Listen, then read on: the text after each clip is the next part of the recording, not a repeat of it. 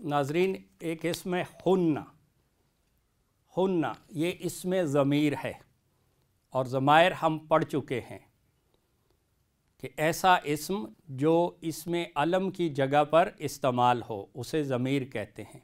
जैसे वो, तू, तुम या आप, मैं और हम, ये ज़मायर हैं। और अरबी में ज़मायर कैसे हैं? हुवा वो वाहिद गायब, हुमा दो और हुम वो सब, और हिया वो मुअन्नस शी, हुमा वो दोनों और हुन्ना वो सब मुअन्नस। और अंता, अंतुमा और अंतुम तुम सब, और अंती तू मुअन्नस, अंतुमा तुम दोनों और अंतुन्ना तुम सब, और अना मैं और नाहनु हम। तो हुन्ना ये जमा मुअन्नस गायब की ज़मीर है, वो सब मुअन्नस। तो इसको मुब्तदा बनाते हैं हालत रफ़ा में और मारिफा। अब ज़मायर मारिफा होते हैं और हुन्ना हालत रफ़ा में है। जब ये हालत नसब या जर में जाता है तो तब भी इसकी शक्ल यही रहती है, लेकिन उस वक्त फिर ये अटैच हो जाता है, मुत्तसिला हो जाता है, यानी किसी अपने से पहले इस्म के साथ मिलकर आता है। तो अभी ये मुनफसला है, अलग से लिखा हुआ है, तो ये हालत रफ़ा में है और मारिफा है। हुन्ना वो मुअन्नस यानी औरतें हैं। क्या? आगे इसकी खबर है लिबासुन। लिबास का माना होता है अरबी में पर्दा, ढांकने वाली चीज़, हालत रफ़ा में और नकिरा। अब ना तो ये जिन्स में इसके मुताबिक है क्योंकि हुन्ना मुअन्नस है और लिबासुन ये मुज़क्कर है, इसमें मुअन्नस की कोई बात नहीं, और अदद के लिहाज से भी उसके मुताबिक नहीं है। हुन्ना जमा है और लिबासुन वाहिद है। लेकिन कुरान मजीद में ऐसा ही इस्तेमाल हुआ है कि वो हैं यानी औरतें हैं पर्दा। किसका? क्या? तुम्हारा। तू वाहिद मुज़क्कर, अंता उससे मुसन्ना अंतुमा और उससे जमा अंतुम। अंतुम का माना है तुम सब, और अगर कहना हो तुम्हारा या तुम्हारे लिए तो के लिए हर्फ जारा इस्तेमाल होता है ली। ली का माना होता है के लिए, ये हर्फ जारा है और जिस इस्म पर दाखिल होता है उसे हालते जर में ले जाता है, और ये कसरा यानी ज़ेर के साथ होता है। लेकिन जब ये ली ज़मायर पे दाखिल होता है तो फिर ये ज़बर वाला होता है, ला ऐसे, और ये अन तुम को हालते जर में ले जाएगा। और अन तुम से हालते जर है कुम, अंता से हालते जर है का, अंतुमा से कोमा और अंतुम से कुम।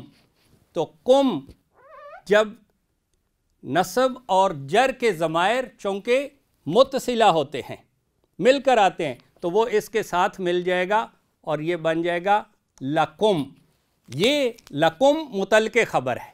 हुन्ना मुब्तदा वो हैं, लिबासुन ख़बर, लिबास पर्दा, लकुम ये मुतलके ख़बर तुम्हारा। और मैंने बताया था कि जो मुतलके ख़बर है वो हालत नसब में होती है जब तक उस पर हर्फ जारा दाखिल ना हो, और जब हर्फ जारा दाखिल होगा तो वो हालत जर में चली जाएगी। अब यहाँ पे हर्फ जारा ला आया तो उसने अंतुम को हालत जर दे के कुम कर दिया, लकुम तुम्हारे, तुम्हारे लिए। यानी अब यहाँ इससे मुराद है, हुन्ना से मुराद है बीवियाँ, मर्दों के लिए उनकी बीवियाँ क्या हैं? लिबासुन पर्दा हैं, लकुम तुम्हारा। मर्दों को कहा जा रहा है कि तुम्हारी बीवियाँ तुम्हारा पर्दा हैं, तुम्हारा लिबास हैं। और जिस तरह लिबास से कोई चीज़ छुपाई नहीं जा सकती, इसी तरह उनसे भी तुम कुछ छुपा नहीं सकते और ना छुपाना चाहिए। वाह, और यहाँ पे वाव अतफ है, दूसरा हिस्सा व अंतुम, अंता तू वाहिद मुज़क्कर حاضر، تو، انتما تم دونوں، اور انتم تم سب، یہ بھی ضمیر ہے، جمع کی ضمیر ہے حاضر میں مذکر کی۔ اب یہ بھی مبتدا ہے کیونکہ انتم حالت رفع ہے، اس سے حالت نصب اور جر ہوتی ہے کم، تو انتم حالت رفع میں ہے اور معرفہ ہے، کیوں؟ کیونکہ ضمائر معرفہ ہوتے ہیں، تو یہ مبتدا بن گیا وَأَنْتُمْ، اور تم سب ہو۔ پھر کیا؟ دوبارہ وہی خبر آئی لباسن، یہ خبر ہے، اور تم بھی لباس ہو۔ اب کس کے لیے؟ آگے متعلق خبر ہے ان کے لیے، ان سے مراد کیا ہے؟ وہ ہننا، مؤنث، تمہاری عورتیں، تمہاری بیویاں، ہننا، تو ہننا یہ ہے وہ، اور جب ان کے لیے کے لیے اس پہ بھی لام جارہ آئے گا اور ضمائر پر داخل ہو تو وہ زبر والا ہوتا ہے لا، اور وہ ہننا کو حالت جر دے گا، تو ہننا سے حالت جر بھی ہننا ہی ہے، لیکن حالت جر میں جب یہ جائے گا تو پھر یہ لام جارہ کے ساتھ مل کے لکھا جائے گا، کیوں؟ کیونکہ حالت نصب اور جر کے ضمائر متصلہ ہوتے ہیں۔ یہاں پہ ہننا حالت رفع میں ہے تو الگ سے لکھا ہوا ہے، اور یہاں پہ ہننا حالت جر میں ہے تو اس لیے لام جارہ کے ساتھ اٹیچ ہو کر، متصلہ ہو کر، اس کے ساتھ مل کر لکھا گیا ہے، اس کے ساتھ ملا کر لکھا گیا ہے، لہنہ ان کے لیے یا ان کا۔ وَأَنْتُمْ، اور مردوں کو کہا جا رہا ہے کہ تم سب ہو لباسن، پردہ، لہنہ ان کا یا ان کے لیے۔ یہ سورہ بقرہ کی ایک آیت کا حصہ ہے۔ وہ عورتیں یعنی بیویاں وہ لباس ہیں، پردہ ہیں تمہارے لیے، اور تم لباس ہو، پردہ ہو ان کے لیے، یعنی تم دونوں نہ صرف ایک دوسرے کی خامیوں پر پردہ ڈالتے ہو، بلکہ جس طرح لباس انسان کے لیے عزت کا باعث ہوتا ہے، خوبصورتی کا باعث ہوتا ہے، اسی طرح تم دونوں بھی ایک دوسرے کے لیے عزت اور خوبصورتی کا باعث ہو، جب تک کہ تم خود ایک دوسرے کا لباس، پردہ چاک نہ کر دو دنیا کے سامنے، اور ایک دوسرے کی خامیاں بیان نہ کرنے لگو، اور اگر ایسا کرو گے تو پھر قرآن کی اس آیت کی نافرمانی ہوگی۔ ناظرین کرام، اب اس سے ہم ایک سٹیپ آگے چلتے ہیں، اور ہم نے دیکھا کہ جملہ اسمیہ کے کم از کم دو حصے ہوتے ہیں، مبتدا اور خبر، اور تیسرا حصہ ہوتا ہے متعلق خبر۔ ناظرین، بعض اوقات ایسا ہوتا ہے کہ خبر عام ہونے کی وجہ سے اس کو حذف کر دیا جاتا ہے، ڈیلیٹ کر دیا جاتا ہے، یعنی اسے استعمال نہیں کیا جاتا، اور متعلق خبر ہی سے کام چلا لیا جاتا ہے، اور ایسی حالت میں متعلق خبر جو ہے وہ قائم مقام خبر بن جاتی ہے۔ تو ہم اس کی مثال دیکھتے ہیں۔ صومن کا معنی ہے روزہ، اب اس کو ہم مبتدا بناتے ہیں حالت رفع میں اور معرفہ۔ حالت رفع میں یہ پہلے سے ہے اور معرفہ اس کو ہم کر لیں گے، الصوم، الف لام لگا کے، الصوم کا مطلب ہوا کہ روزہ ہے، اور اس کی خبر غائب ہے۔ اگر ہوتی تو وہ عام ہوتی۔ اگر ہم کہیں کہ روزہ پایا جاتا ہے یا روزہ موجود ہے، اور اس کی جگہ پہ اگر ہم صرف اتنا کہہ دیں کہ روزہ ہے تو تب بھی کام چل جاتا ہے۔ تو اسی طرح یہاں پہ خبر عام ہونے کی وجہ سے حذف کر دی گئی، نکال دی گئی، اور آگے متعلق خبر کیا ہے کہ روزہ میرے لیے ہے، روزہ ہے میرے لیے، یہ میرے لیے یہ متعلق خبر ہے، اور میں کی عربی کیا ہوتی ہے؟ انا، اور اگر کہنا ہو میرے لیے، لیے کے لیے حرف جارہ استعمال ہوتا ہے لام جارہ، لام جارہ جو زیر والا ہوتا ہے، اور لام جارہ جب انا پہ داخل ہوگا تو اس کو حالت جر میں لے جائے گا، یہ لام جارہ زیر کے ساتھ، اور انا کو حالت جر میں لے جائے گا تو انا سے حالت جر کیا ہے؟ یا ساکن، یہ، اور حالت نصب اور جر کے ضمائر چونکہ متصلہ ہوتے ہیں تو وہ لام جارہ کے ساتھ مل جائے گا۔ اور لام جارہ عام اسم پر جب داخل ہوتا ہے تو زیر والا ہوتا ہے، جیسے للہ، لرسولہ، للمؤمنین، لیکن جب ضمائر پہ داخل ہوتا ہے تو پھر یہ زبر والا ہوتا ہے، زبر والا۔ لیکن یہاں پہ یہ یا متکلم جو ہے، یا ساکن، یہ کیا کہتی ہے؟ مجھے زیر چاہیے، تو یہاں پر پھر یہ زیر میں بدل جاتا ہے اور یہ بن جاتا ہے لی۔ لی کا معنی ہے میرے لیے، یہ متعلق خبر ہے کیونکہ یہ حالت جر میں ہے، اس پہ لام جارہ داخل ہوا تو اس نے انا کو حالت جر دے دی اور یہ بن گیا لی۔ لی کا مطلب ہے میرے لیے،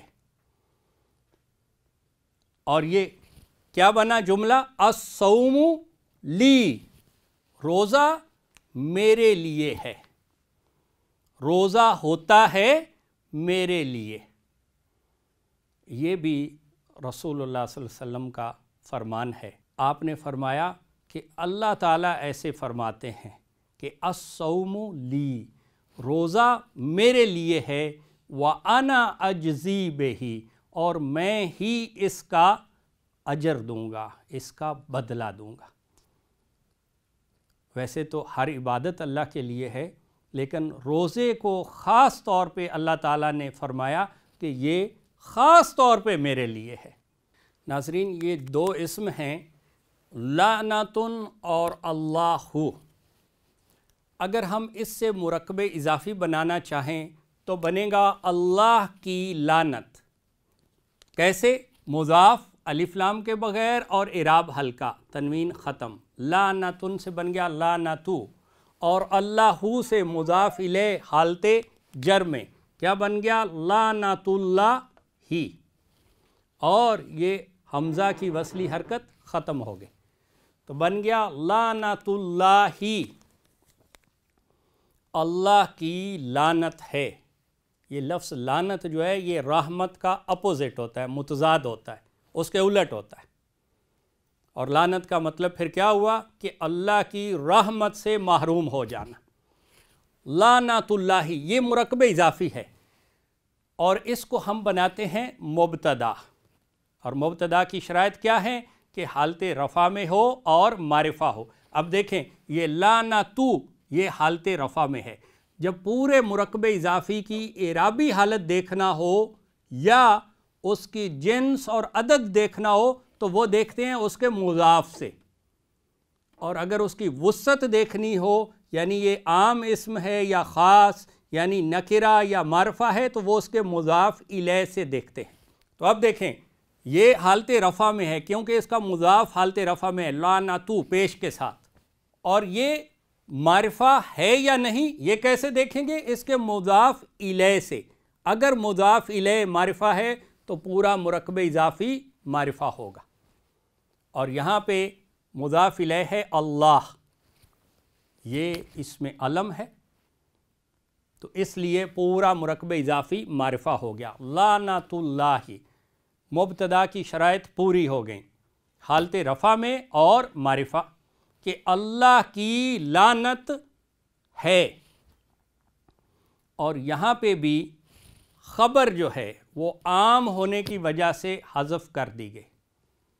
یہاں پہ کہا جا سکتا تھا کہ اللہ کی لعنت پائی جاتی ہے، اللہ کی لعنت پائی جاتی ہے، تو پائی جانا کا کیا ترجمہ ہم کر سکتے ہیں؟ موجودتن، موجودن سے موجودتن، لیکن اس کی ضرورت نہیں، اس لیے وہ یہاں پہ حذف کر دی گئی۔ یہ کہنے کی بجائے کہ اللہ کی لعنت پائی جاتی ہے، ہم نے صرف یہ کہہ دیا کہ اللہ کی لعنت ہے، ایک ہی مطلب ہے۔ اور آگے متعلق خبر ہے، بھئی کس پر؟ فرمایا ظالموں پر۔